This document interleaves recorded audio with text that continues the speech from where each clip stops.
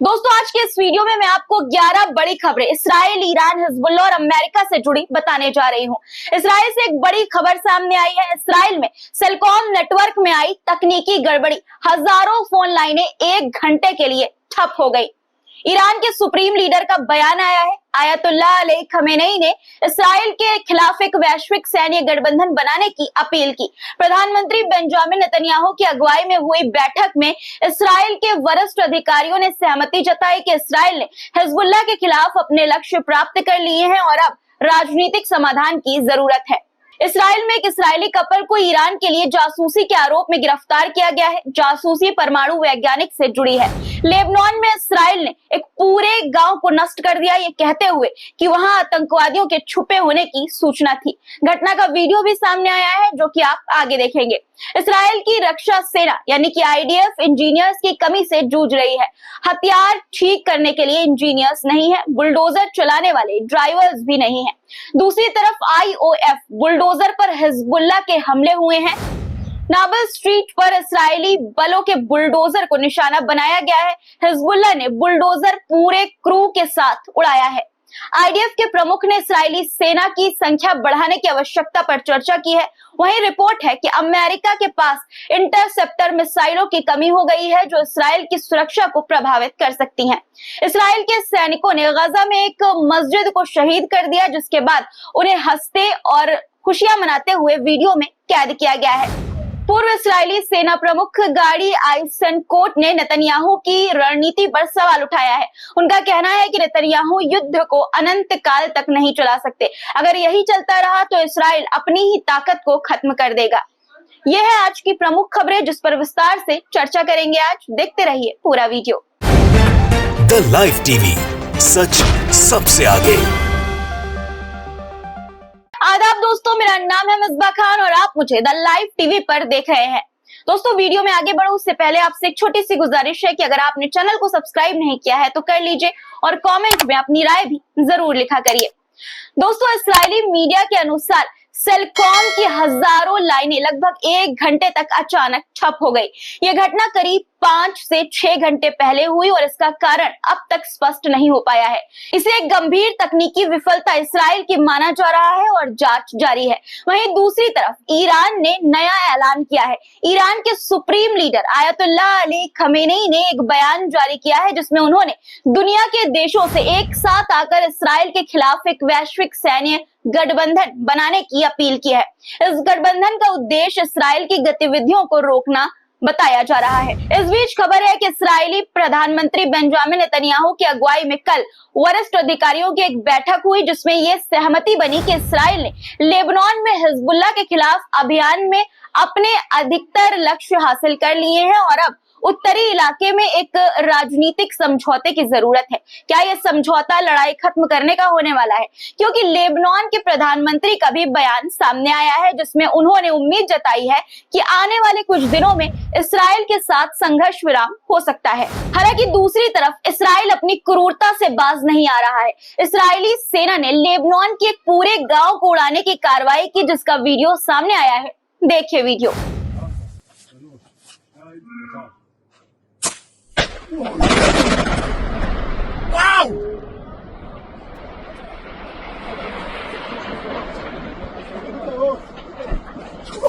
इस्राएली सेना का दावा है कि इस गांव में आतंकवादियों के छिपे होने की सूचना थी।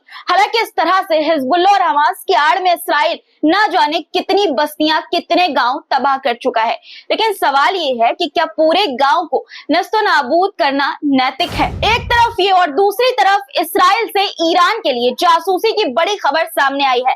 इस्राइल में एक इस्राएली कपल को ईरान के लिए जासूसी करने के आरोप में गिरफ्तार किया गया है। इस्राएली मीडिया ने इस्राएल की इंटेलिजेंस शिन बेट और ज़योनी पुलिस का हवाला देते हुए बताया कि कपल पर मोसाद के बारे में जानकारी जुटाने का शक है। आरोप भी यही है कि दोनों मोसाद और अन्य गुप्त सूचनाओं को ईरान तक पहुंचाने का काम कर रहे थे। इनमें से एक व्यक्ति एक परमाणु वैज्ञानिक की जासूसी कर रहा था। इन सब के बीच इस्राइल अब किस स्तर पर कमजोर पड़ रहा है इसे समझने के लिए यह खबर देखिए जिसमें बताया गया है कि इस्राइल के रक्षा बलों को इंजीनियरों की भारी कमी का सामना करना पड़ रहा है। इंजीनियर्स की शॉर्टेज होने लगी है।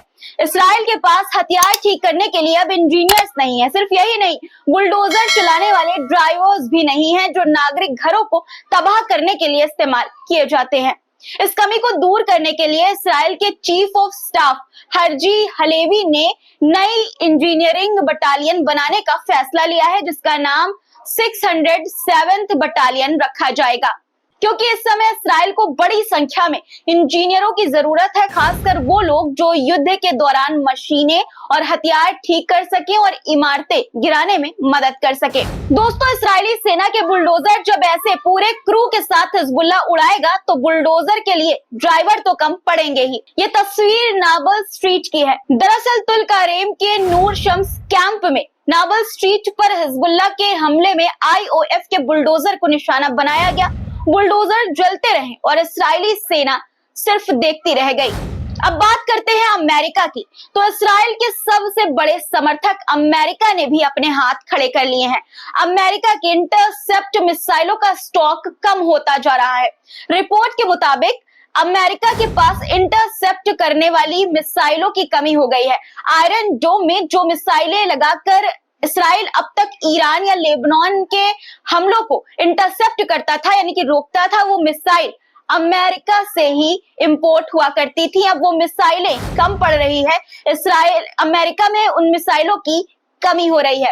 रिपोर्ट में कहा गया है कि अभी तक अमेरिका ने लगभग 100 से ज्यादा मिसाइलें लॉन्च की हैं ताकि हमास और हिजबुल्लाह जैसे समूहों के मिसाइल हमलों को रोका जा सके। इस स्थिति में मिसाइलों का उत्पादन उतनी तेजी से बढ़ती खपत के हिसाब से नहीं हो पा रहा है। अक्टूबर में इसराइल द्वारा ईरान पर हमले के बाद स्थिति और भी नाजुक हो गई है, जिससे ईरान का जवाबी हमला होने का खतरा बढ़ गया है। ईरान ने भी इसराइल के कई सैन्य ठिकानों पर मिसाइलें दागी हैं। अमेरिका को डर है कि ईरान बदला ले सकता है और इससे संकट और बढ़ सकता है। अमेरिकी अधिकारियों ने कहा कि मिसाइलें बनाने की गति धीमी है और वे जितनी मिसाइलें इस्तेमाल कर रहे हैं उसे पूरा करना मुश्किल हो रहा है। यानी अगर ईरान अभी इसराइल पर हमला करता है तो अमेरिका भी अपने हाथ खड़े कर सकता है। दोस्तों, गजा में इस्राएली सैनिकों ने एक मस्जिद को शहीद कर दिया। इस घटना का वीडियो भी सामने आया है, जिसमें सैनिकों को खुश होकर हंसते हुए देखा जा रहा है। ये कितना शर्मनाक है, देखिए इस्राएली सैनिकों की ये शर्मनाक हरकत।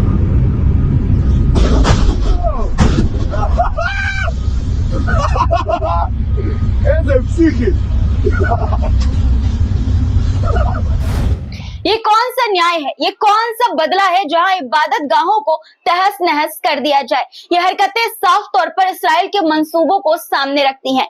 यही सब इसराइल की हरकतें हैं कि अब नेतन्याहू अपने ही देश में घिर रहे हैं हर मोर्चे पर।